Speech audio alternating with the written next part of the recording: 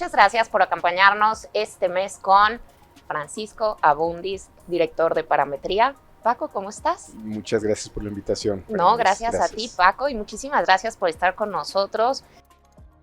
Francisco Abundis Luna es el director asociado y fundador de la empresa Parametría. Realizó una maestría en la Universidad de Oxford en Políticas Públicas, en la Universidad de Columbia en Asuntos Internacionales, además de estudios en Michigan, diploma en Investigación Cuantitativa, la Universidad de California, diploma en Sistemas Político Estadounidense y en el Colegio de México, la licenciatura. Sus principales líneas de investigación son psicología social, opinión pública y comportamiento electoral. Ha sido profesor investigador del CIDE, profesor invitado en el ITAM y profesor de la Universidad Iberoamericana. Se desempeña como consultor del gobierno federal, gobiernos locales, partidos políticos y organizaciones internacionales como el Banco Mundial, British Council, UNESCO, entre otros. Participa frecuentemente en diversos medios de comunicación abordando temas sociales, políticos y coyunturales desde la óptica de la opinión pública. Para platicar este tema tan debatible y tan interesante que es la aprobación presidencial. Y para entrar en el tema, Paco, me gustaría entender, Parametría, bueno, pues es una de las empresas más prestigiosas en cuanto a todo el tema de las encuestas. Gracias. Que para mí es un orgullo tenerte aquí el día de hoy. Gracias. Me gustaría entender cómo miden ustedes la aprobación presidencial, ¿cuál es su metodología? Mira, la única forma de medir la opinión pública en este país de manera correcta es una que lamentablemente no es barata por una cuestión logística, que es literalmente ir a tocar hogares, ir a tocar en casas y a partir de una muestra representativa del país, ¿no?, que estén todos los sectores sociales representados, puedas decir qué piensa el público en general. ¿Por qué es distinto esto a otras mediciones que se hacen por internet o telefónicas, que es donde está el primer debate?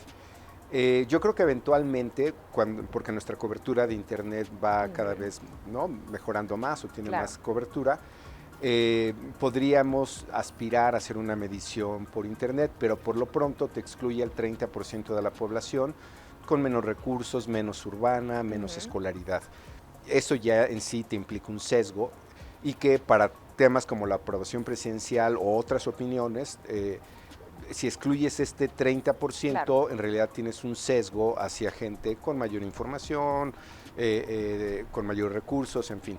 Entonces, este 30% para esta administración es relevante porque es buena parte de la base de apoyo del presidente, dadas sus políticas públicas. Estemos de acuerdo con ellos o no, es un hecho, ¿no? Y lo mismo pasa con las encuestas telefónicas. Hay lugares, digamos, en la Ciudad de México, algunas alcaldías que sí tienen una cobertura mayor, que puede llegar a 80%. Si no hay diferencia entre el 20 que no entrevistas y el 80 que sí, entonces no tienes ningún sesgo. Frecuentemente lo hay. Y esto parecería que es simplemente una opinión, pero te diría que podría estar validada también por otros colegas que hacen investigación en México. Si tú ves una publicación de Ipsos Mundial, esta empresa francesa que hace mediciones prácticamente para todo el mundo, ellos tienen, por ejemplo, una serie para ver todo el tema de COVID, cómo ha ido evolucionando, preguntas fundamentales sobre quién se quiere aplicar la vacuna y quién no, qué países tienen más resistencia. En la muestra que tienen de países, ellos te dicen claramente que no, dado que es un panel de internet, su muestra no es representativa para países como Brasil, México, la India, Rusia. Que tienen un menor acceso. Ajá, y entonces te dice claramente, o te pone una advertencia, una señal, ¿no? Esto no es representativo. O si estudios que hace, por ejemplo, el Pew Research, que es la institución con la mayor cantidad de recursos para hacer investigación independiente. De hecho, lo que ellos te anuncian desde que abre su página es, esta es una institución no partidista, es non-partisan, non-advocacy, es decir, no estás a favor de nada, no estás a favor de ninguna causa. Entonces, a lo que aspiramos algunos, tener números lo más neutrales posibles y luego los discutimos. Podemos interpretarlos de diferente manera, pero cuando el PIU hace investigación, la hace en vivienda. Ya. No la hace... Pero un país tan grande, mi primera pregunta sería, ¿cada cuándo miden ustedes la aprobación presidencial? Nosotros tenemos la fortuna de tener una serie mensual, Okay. por eso te digo que sabemos que no es barato el tema, o sea, es caro. Claro.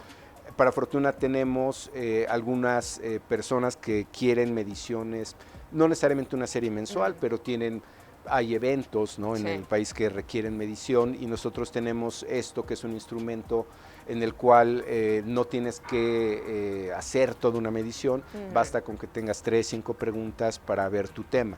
Y entonces, a partir de distintos actores públicos, como puede ser el Congreso, como pueden ser los senadores, como puede ser alguna oficina, no necesariamente pública, privada, para ver cómo está tal tema, podemos nosotros financiar este estudio, y además nosotros tenemos una agenda propia de medición con temas que creo que pues son de interés público y que es importante darle seguimiento.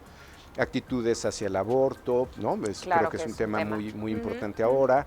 Despenalización de la marihuana, adopción por parte de parejas del mismo sexo, matrimonio por parte de gente del mismo sexo, todos estos temas. ¿Toda esta información es pública? O sea, ¿esta es información que se puede consultar en la página de Parametría? Todo lo que está en la página de Parametría es de Parametría. Diríamos, es un modelo que tienen otras instituciones, otros organismos, empresas que hacen esto en el mundo, como Gallup. Claro. Si tú entras a la página de Gallup, todo lo que ves es de Gallup, ¿no? Y la idea es que lo que no se publica ahí, pero que hace Parametría, pues en realidad no es nuestro. Claro. ¿No? Alguien lo está pagando, alguien lo está financiando. Ya te entiendo. Y entonces eso, pues... Claro, eso es independiente. Si alguien quisiera publicar algo, puede publicarlo y simplemente nosotros lo avalamos. Claro. Se hizo así, de esta manera. Ahora, regresando al tema de la aprobación presidencial, cuando tú mides la aprobación presidencial, me imagino que es esta batería de preguntas, ¿pero qué se mide? ¿Se mide la figura del presidente o se mide la cuarta transformación? ¿O se miden las dos? ¿O qué se mide? Se miden ambas, se miden muchas variables alrededor de esto, como bien lo señalas, pero es interesante cómo hay cierta obsesión por la aprobación, que se resume en una pregunta, es una pregunta clásica, que por cierto también viene de Gallup, de los años 30 probablemente, ¿no? Cuando se empezó a usar, y es una medida estándar con la cual puedes, a través de un número, comparar distintos liderazgos en el mundo o en el tiempo, ¿no? Podemos decir que el expresidente Salinas llegó a tener aprobaciones históricas del 80%, similar a López Obrador ahora, durante la reforma educativa, la reforma al campo. A mitad de su administración yo creo que tuvo el punto más alto, ¿no? Luego tuvo una crisis muy fuerte, como todos sabemos, pero pues eso pasa con las aprobaciones. Sabemos que al inicio de su mandato Ernesto Zedillo tuvo el error de diciembre, entró con una crisis terrible para este país. Creo que para efectos prácticos medido el país entró en una depresión. Y él empezó con una aprobación muy baja y salió con una muy alta, que es una dinámica un poco distinta a la que han tenido otros presidentes. Sabemos, por ejemplo, que el expresidente Peña Nieto tuvo una aprobación extraordinariamente e históricamente baja para este país, ¿no? No tenemos precedente de eso. De hecho, pues sí, no recuerdo otro caso, salvo el de Zedillo, de manera circunstancial, que la desaprobación estuviera por arriba de la aprobación y que así tuvieras la mayor parte de tu administración. Sí, porque aquí por lo que hemos visto durante el tiempo que lleva Andrés Manuel López Obrador en el poder, la aprobación ha sido consistentemente alta, ¿no? Ha sido alta, y ahí es donde creo que tenemos que entrar ya al debate de qué quiere decir este número. Y hablo de una obsesión porque hay como mucha, si la aprobación es alta o baja, hay como mucho cuestionamiento de por qué está tan baja, por qué está tan alta, por qué. Y sí hemos entrado, lamentablemente, antes de las elecciones, entramos a un periodo donde nuestras aprobaciones, según quien la midiera, podían variar hasta 30 puntos. Hay quien la traía en 40 y quien la traía en 70. Mucho tiene que ver con esta metodología a la que me refiero. Son muchísimo 30 puntos. Parecería que es un dato, pues a mucha gente no le parecería tan importante, pero ciertamente para analistas de riesgo, los cuales aconsejan a inversionistas, que no es un supuesto. tema menor, para diplomáticos que están Sí, muy sí. pendientes de esto, sí les importa mucho si es de 40 Claro, o es es de toda la 70, ¿no? diferencia. Ahora, yendo a tu pregunta, da la impresión que sí estamos en un fenómeno donde el público mexicano, el ciudadano, cada vez está aprobando más al presidente persona que al presidente gobierno. Ok, Eh, Al inicio, hay que decirlo, también tuvo una aprobación histórica el presidente de arriba de 80 puntos, según la mayor parte de las series hechas cara a cara, en vivienda. Que por cierto, un tema metodológico que es importante mencionar. Hoy día, a través de tabletas, que es Ajá. como nosotros, que pueden ir en Hacen el teléfonos, levantamiento. a la hora que hacemos las entrevistas, nosotros grabamos ya toda la entrevista, tenemos ubicación por GPS, Ok. tenemos algunas fotos de dónde se hizo la entrevista de manera aleatoria, de tal manera que hoy tú en un proyecto puedes supervisar el 100% de tus entrevistas. Claro, claro. Toda sí, la todo el entrevista testimonial de- existe, no y hay que entonces inventó la encuesta, que no la tiene, puedes que no la hizo. saber si se hicieron todas las preguntas, Claro. si no Sí. hubo sesgo en la entrevista. Eso nos permite mayor control. Por supuesto. De hecho, yo le atribuyo ese control el que en 2018 hayamos podido dar una medición muy precisa a la presidencia diciendo Así que fue. el actual presidente podía llegar a 53 puntos, como se dio, el segundo lugar a 22, Ricardo Anaya, como sucedió, y sobreestimamos a José Antonio Sí. Meade por un punto y al candidato independiente Sí, pero fue muy por un cercano. punto. Entonces, yo creo que mucho tiene que ver con esto. Sí. Las mejoras que Tecnológicas, que ¿no? De tenemos las en campo. herramientas. Entonces, yo diría, la aprobación que medimos ahora, en nuestro caso, ha sido cuestionable porque es la más alta, según Sí, hay mucha gente a la que no distintas- le gusta, ¿no? Así es, y es interesante el argumento porque uno es una comparación con el promedio, que en Sí. ese promedio lamentablemente se incluyen varias de estas mediciones que te Ujú. menciono, internet, telefónicas, Sí. en fin, que no es comparable, ¿no? Y lo otro ya es un argumento un poquito más de fondo, un argumento estadístico. Los promedios son un punto de referencia y casi por definición no son la mejor medición. Ok. Porque un promedio te va a incorporar mediciones El más buenas alto y y el malas. más bajo, claro. Y lo podemos ver respecto al 18 y respecto al 21. En opinión pública tenemos un reto que no se tiene en investigación de mercado, que sí tenemos un validador, sí va a haber una elección allá afuera. ¿no? Sí, siempre finalmente lo vas a contrastar con la realidad, ¿no? Así y que es. de ahí es donde luego se quejan de las encuestadoras, ¿no? Así que dicen, es. no, bueno, pues es que no están dando los resultados que se esperaba, todo puede cambiar el día de una elección y demás. Pero bueno, aquí en el caso de la aprobación presidencial también hay un tema que quería yo también llegar a eso, que también será contrastable en cierta medida con la consulta para la revocación de mandato del año que viene, ¿no? ahí- En cierta medida, porque es diferente, habrá gente Así que es. vaya, gente que no vaya, será distinto, ¿no? En Pero- parte, y también porque son dos lógicas distintas, que eso te mete a otra discusión. La aprobación presidencial es capital político. Bueno, Es- es que yo es- creo que da mucha confianza, ¿no? Digo, si yo fuera presidente y tuviera estos niveles de aprobación, me da confianza para seguir tomando decisiones que pudieran a lo mejor ser poco populares en algunos grupos. Yo creo que la aprobación presidencial sí guía muchas de las decisiones, ¿no? Desde el punto de Sí. vista político, ¿no? Sí, pero yo creo que también es importante nuevamente ver los otros datos y tomarla con precaución. Si ese 60 o 70% que pueda tener el presidente, porque aquí no puedes dar por hecho, digo, lamentablemente no hay el día que votamos por la aprobación. Claro, claro, ¿no? claro, sí. O sea, sí, eso no, sí, eso sí, no va a vas a pasar. tener ese contraste. Entonces, no puedes argumentar que una aprobación es mejor que otra. Claro. Sí lo puedes hacer con la última medición preelectoral, ¿no? Ujú, Puedes decir, ujú. esta se acercó más al resultado o no. Sí. Pero nunca vamos a salir a votar por la aprobación del presidente, ¿no? Claro. Salimos a votar por el presidente o no, punto. No importa si es 60 o 70, su partido obtuvo 34% de preferencia electoral en la última elección, Sí, era lo que quería comentar que es contigo. alto, Ujú. pero no tiene nada que ver, Pero no era lo esperado. no era lo esperado, y ahí regreso al tema de los promedios. El promedio de la mejor medición, digamos, de estas 6 mediciones, le daban 41, 42, Ujú, ujú. ¿no? O sea, Sí, a sí, 7, sí, 8 sí. puntos. En el caso de la elección del 18, Sí. la mayor parte de los promedios lo tenían abajo de 50 puntos y el resultado Sí. fue 53. Sí. Entonces, Sí. el promedio es un dato Sí, preciso. claro, pareciera que no, es un referente, evidentemente, claro, pero no por lleva. definición jamás va a ser lo más preciso. Bueno, y aquí sería también en el caso de estas últimas elecciones, precisamente esa diferencia que estamos viendo entre la diferencia de la aprobación del presidente, que es muy alta, que no se refleja necesariamente en la votación por Morena. Exactamente. ¿No? Y esa es una pregunta de análisis, ¿no? Porque y otra que tuvo que ver con esta elección, que siempre tenemos las más grandes de la historia cada que ven, pero sí, nunca habíamos tenido 15 gobernaturas de manera simultánea. Claro. Lo interesante es que sobreestimamos a Morena partido a nivel Congreso, pero subestimamos a Morena número de gobernaturas que podía ganar. Sí, es verdad. Ganó 11. Sí.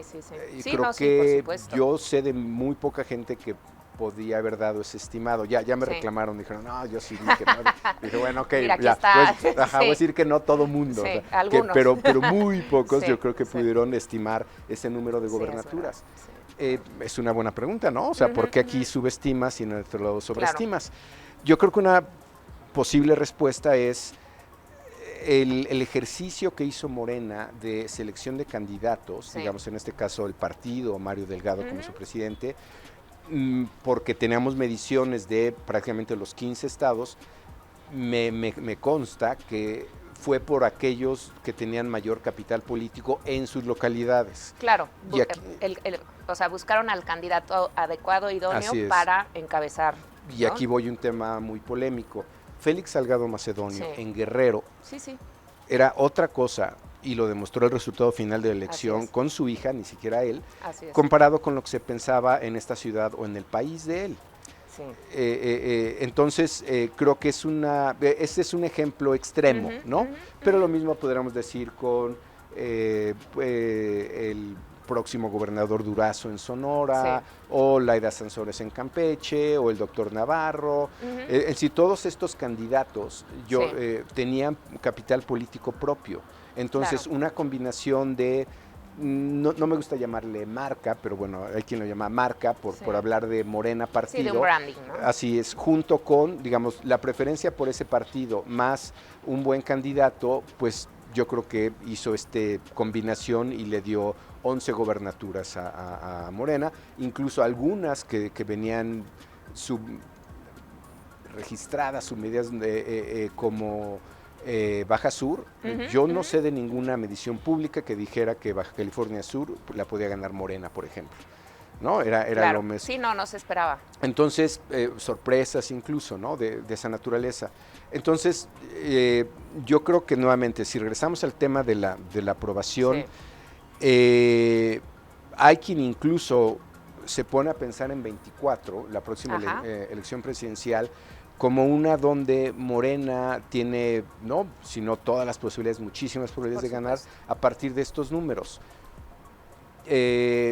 Yo pondría el ejemplo del 2000, cuando el PRI perdió la presidencia. Claro, bueno, en política todo puede pasar. La aprobación de Zedillo era muy alta. Sí, al final, como lo comentabas. El PRI gobernaba casi tantos estados como va a tener Morena para el 24, asumiendo que a las siguientes 6 elecciones de este año podrían ganar hasta 5, y luego vienen el 23 Coahuila y el Estado de México. Sí, ya sería y un podría, muy fortalecido. Seguro, hoy tiene 16, va a llegar con más de 20. Claro. Muy parecido a lo que tenía el PRI en el 2000. La aprobación de Zedillo en ese momento también era muy alta, ¿no? Claro. Entonces, son otras condiciones, es otro país, pero irónicamente te diría que tenemos elecciones previas a una presidencial que sí se podrían parecer.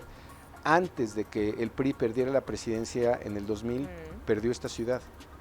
¿Qué es lo que le acaba de pasar a Morena? Es lo que acaba de pasar con Claudia. No hay reglas, pero sí hay historia. Y hay similitudes, ¿no? Que son las que vas encontrando. Y hay referentes. Claro. Entender qué pasó en la ciudad, junto con el área conurbada en el Estado de México, porque ese cinturón que era guinda de Morena se volvió a hacer azul. Sí, ese es un análisis del PAN. Es un análisis debe de hacer que sí, digamos, es Morena, ¿no? Es post-mortem que a ver qué sucedió ahí. Y una hipótesis es, pues sí, el caso de Félix Salgado Macedonio, probablemente la gente no se lo cobró en Guerrero, pero a lo mejor se lo cobró en esta ciudad. Ya, claro. ¿No? Se lo cobró en esta alcaldía, ¿no? O sea, hubo fenómenos muy interesantes en esta elección, sobre todo en los niveles de participación. Álvaro Obregón, Miguel Hidalgo, sí. Cuauhtémoc. Hubo casillas en colonias en Polanco, en Las Lomas, con niveles de participación de 70, 80%. Sí, fue elevadísima. Cuando el promedio nacional fue de 53. Sí, en la Ciudad de México. Que pues también yo creo que en la Ciudad de México la gente cada vez está más politizada, ¿no? Es lo más politizado del país, es la de mayor escolaridad, por la dinámica de medios es la que tiene mayor información y casi por definición es la más crítica. Entonces, y aquí hay fenómenos interesantes como la jefa de gobierno en su popularidad está por arriba del presidente, por ejemplo. Y es algo que, digamos, la primera pregunta como resultado de esta elección sería, ¿lo que pasó aquí fue un voto contra Morena o sus candidatos por la jefa de gobierno o por el presidente? O por Morena. Pero Morena es un abstracto. Ya. Morena ¿Todavía es un no crees que está constituido en la mente de los ciudadanos como un partido, como ya como algo? Digo, porque cuando hablas del PRI no hablas en abstracto, hablas de una figura que ya está en tu mente. Ya así es, pero Morena no se está ya constituyendo así. Pero Morena son sus actores, igual que el PRI son sus actores, ¿no? Por eso también esta idea que tienen algunos priistas de, nuevamente con estos términos mercadológicos de cambiar la marca, pero lo que ve la gente son personas, no logos abstractos. Sí, no, por supuesto. Entonces, pues si sigue viendo los mismos actores, aunque le pongas otro nombre, no necesariamente vas a cambiar la opinión o tu preferencia electoral. ¿Qué es Morena? ¿Quién es Morena? Pues es el presidente, es la jefa de gobierno, es el senador Monreal, es el canciller Marcelo Ebrard, es su presidente Mario Delgado. Las mañaneras, ¿no? Y a nivel local es Durazo y es Laida. Ellos son Morena. Entonces no es, ¿no? Es el secretario de gobierno en esta ciudad, Martí Batres. Es decir, suena como abstracto, pero al final son personas públicas y tienen una imagen. Ahora, cuando tú hablas, me llama mucho la atención esto de Claudia Sheinbaum y quisiera yo hacerte una pregunta. ¿Cómo se relaciona la popularidad con la aprobación? O sea, una persona, ¿hay una relación entre popularidad y aprobación? ¿Es lo mismo? ¿Cuál es la diferencia? Ahí, digamos, vendría la otra, el otro análisis que me parece muy relevante para entender estos números. La aprobación es un número. Pero hay una distancia entre la aprobación del presidente y su mejor política pública y una abismal entre el presidente y su peor política pública. ¿Cómo está evaluado en inseguridad y lucha contra el narcotráfico? Hay 40 puntos de diferencia. Los niveles de aprobaciones políticas públicas están sobre 30, asumiendo que él tiene 70. Su mejor política pública... Pero entonces es su personalidad. Entonces ya vas a él en otra pregunta, en otro reactivo que es, usted conoce el nombre de, tiene buena, mala opinión. Él está alrededor de, por arriba de los 50 puntos, 55, que comparado con otros actores políticos es altísimo. Claro. ¿No? Entonces nuevamente, entramos a esta hipótesis de, ¿es su gobierno o es él al que están evaluando? Nuestra hipótesis es que a él es al que están evaluando, y su política pública pues va por otro lado. Y las otras variables, más allá de las de evaluación de gobierno, gestión de gobierno, como las que te acabo de mencionar, por cierto, las dos mejor evaluadas va a sonar polémico lo que voy a decir, lucha contra la corrupción, está siempre 1-2, y la otra es, a pesar de lo que pueda decir Coneval, lucha contra la pobreza. ¿No? Esas son sus dos, pero entre eso y él hay 10 puntos de diferencia. Entre eso y las peores hay 40. Entonces creo que esa es una buena primera línea de investigación. Eso ya te da una idea, claro, de qué es lo que se está evaluando, qué es lo que está evaluando la gente. No está evaluando las políticas públicas con este nivel tan elevado. O sea, es la persona presidencial. Así es. Entonces, ese mismo número, la aprobación, está hecho de distinta materia al inicio de la administración, a la mitad y al final. Ok, claro. Sí, puede seguir alta la aprobación, pero ha caído. Ha caído 15, 20 puntos, depende de dónde partas, Sí. de qué referencia partas. Pero si tenía arriba de 80 puntos en enero del 20, del 19, perdón, al inicio Sí. de su administración, pues eso obviamente estaba hecho de expectativas, no de resultados.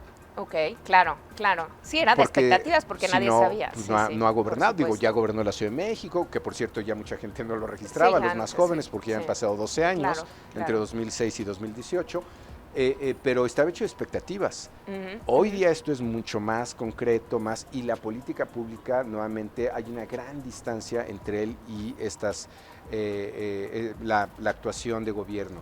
Em, yo creo que sí, digamos, hay un nivel de desgaste, no es tan evidente.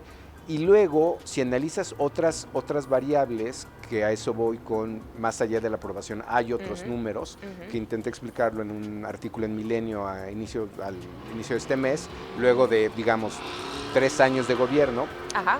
eh, el, Preguntas como ir por el camino correcto, camino equivocado, que es otra pregunta clásica de Gallup, Sí. pues yo te diría que hay datos de preocupación, porque estábamos, ¿no?, en el optimismo Sí. total En hace el 3 años enamoramiento, ¿no? y ahora estamos bastante preocupados.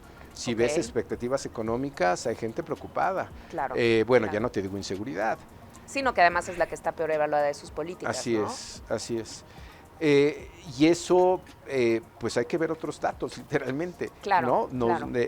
No solamente la aprobación presidencial, ¿no? Entonces ahí en el chiste de yo tengo otros datos, sí, pueden coincidir o no con otros, pero vean los otros datos. Sí, claro. Sí, sí, Porque, sí. porque entonces entras a un análisis creo que un poquito más sofisticado y no Sí. simplemente cuestionas datos porque, ¿no?, Parametría tiene la aprobación altísima. Pues sí, pero vean los otros Claro, pero hay datos. que entender cómo se compone, ¿no? Porque no es ¿De qué solamente se, eso, de qué se de está qué se componiendo compone esto. y cuál es la explicación? Claro, Que claro, el entiendo que eso razonamiento cuesta un poco atrás. más de trabajo que simplemente contradecir el dato, ¿no? No, pero a mí por lo menos me queda muy claro, ¿no? Que esto es un tema, el tema de la aprobación presidencial está muchísimo más relacionado con este tema de la figura presidencial y seguramente con las estrategias mediáticas del presidente, que siempre ha sido muy bueno para comunicar, y Así su es. estrategia de la mañanera, la verdad, es fantástica, porque sienta a la agenda y ya lo hacía desde que era gobernador de la Ciudad de México. Él todos los días dice de qué se va a hablar en los medios. Creo que ha sido una estrategia fantástica y creo que mucho de la aprobación está relacionado con los mensajes que se mandan en la mañanera y todo lo demás, pero ya cuando se hace el análisis, como tú bien dices, mucho más fino de cuáles políticas sí, cuáles políticas no, es donde ya, ¿no?, hay las diferencias que explican, Así es. ¿no? Y es ahí Muchísimo donde más. podrían venir los límites de la comunicación. Es Claro. decir, tú puedes seguir comunicando que estás luchando contra la corrupción y parece que Sí. la gente le da crédito, o contra la pobreza y parece que la gente le da crédito. Pero en algo tan cotidiano, tan evidente, tan factual, vivencial, testimonial como la seguridad, Sí, ahí no hay, claro. ¿no? O sea, si O vives... la economía, decías, O ¿no? la También economía, estas sí, tú expectativas sabes cómo económicas está no muy positivas. tú sabes en tu casa quién tiene empleo, quién no Claro, y tiene si te empleo, asaltaron o no la cómo semana está, pasada. y ahí está complicado Claro. que con comunicación resuelvas ese tipo de preocupaciones ciudadanas. Ahora, tiene la ventaja, en muchos temas, también hay que poner algo de contexto a esto, que por ejemplo algo como la crisis de salud que conlleva una crisis económica, que le pasó también, por cierto, al expresidente Calderón, es una crisis que viene de fuera. Por supuesto. Es decir, Sí, la gente no necesariamente lo entiende esto. es una crisis mundial, ¿no? Es decir, Pero y no. basta ver las noticias para ver cómo están los franceses y los Sí, rusos no, claro, y en claro, Estados Unidos, ¿no? Entonces hay una primera justificación. Y en el tema de inseguridad, otra pregunta sería, ¿y por qué no le cuesta?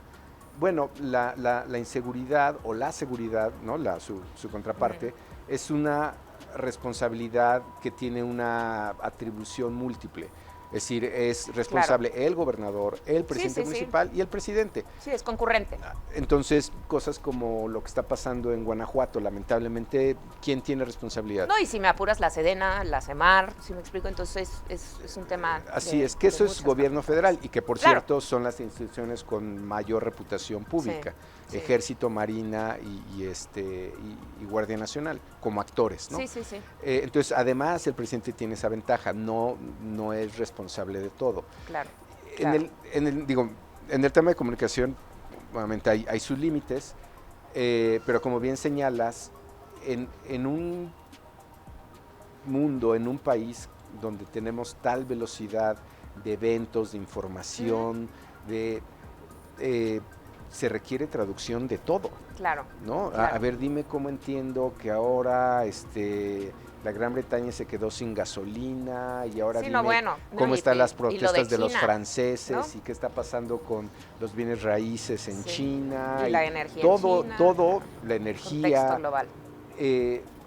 Es decir, y para eso tú siempre tienes un referente. A ver, déjame escuchar a tal periodista, ¿no? De yo, lo que diga Ricardo Rocha, yo le creo, lo que diga Loret de Mola, yo le creo, lo que diga cualquiera de estas figuras públicas donde es mi referente. Y frecuentemente son, no todo mundo, hay quien lo hace yo creo de manera más analítica, ¿no? Puede ser Curcio, Riva Palacio, te puede dar una idea y elementos de juicio, pero el juicio te lo deja a ti. Hay otros que te hacen el juicio por encima del análisis, ¿no? Claro, y entonces te acortan el camino, ¿no? Entonces, lo que tienes que pensar es... Bueno, que eso es un tema que... Terrible de este gobernador o terrible de esta... ¿no? Que me parece, pues, un poquito... me parece que es más responsable dar el contexto y que la gente tome sus propias exactamente, ¿no? pero eso es más difícil. Al final, lo que tenemos es un presidente que hace la misma función de estos anchors o de estos comunicadores, y entonces él es referente y traductor de la historia, de el último evento, de lo que nos hicieron los españoles. Sí, de lo que se necesita el día, ¿no? En fin, del tema del día, ¿no? Entonces es como... CNN que te manda las 5 cosas que debes de saber para tu café o para todo el día, que es un, digamos, formato muy conocido. A ver, tú tú con que sepas estas 7 cosas ya debes tienes el saber, día hecho. Mira, las vacunas van así, el COVID va así, la Reserva Federal va así. Pues un poco el presidente tiene su top 10 de temas. Déjame, hoy en la mañana te voy a explicar, ¿no? Desde cómo fue la independencia hasta... ¿Qué pasa con las empresas españolas? El tema con que Cuba y en fin, ¿no? Él hoy es un referente y se ha convertido en un... digamos, en comunicación, el término será un heurístico, el que te acorta la información. El que te dice, tienes que, ahora de esto vas a opinar esto, ahora de esto, y él pues tampoco da muchos elementos, ¿no? O sea, te da el juicio, y luego si acaso te argumenta algo de análisis, pero ya te dijo por qué los españoles nos trataron mal, ¿no? O el tema que sea. Pues muchísimas gracias, Paco. La verdad es que ha sido fantástica la charla, me encantó y al contrario, gracias. Me encantaría que pudieras volver a estar con nosotros dentro de unos meses cuando estemos más cerca de la famosa revocación de mandato para que platiquemos cómo van las cosas y bueno, muchísimas gracias, de verdad. Ha sido un placer tenerte. Muchas gracias a ti por la invitación. Gracias, Paco, y gracias a todos ustedes por acompañarnos el día de hoy. Hasta pronto.